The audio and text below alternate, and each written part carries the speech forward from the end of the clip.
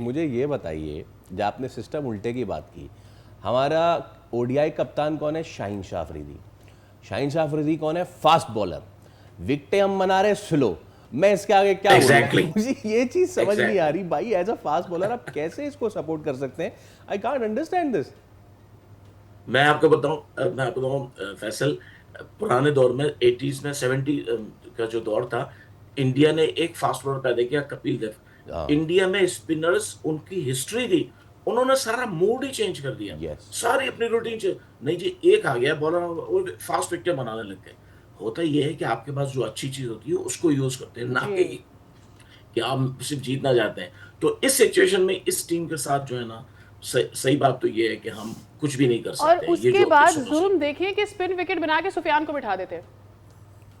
देखें एग्जैक्टली आप अगर खिलाना है तो आप रेगुलर स्पिनर एक अच्छा खिलाए ना। शादाब खान ने, अब मसला ये हमारे यहाँ कहानी भी कुछ ऐसी है, जिनका जो काम है वो नहीं करते हैं, दूसरा काम करते हैं।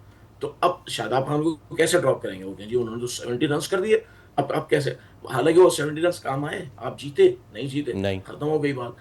और बॉलिंग में तो उन्होंने 57 रन दिए, पहले में 56। और कुछ दोनों वैध नहीं है कि एक ये सब स्पिन कुछ विकेट। शादाब को सपोर्ट करने के लिए पिच बन गई हो कि टीम में डाल दिया है, इसके लिए ऐसी पिच बना दो कि ये चंद विकेटें ले ले।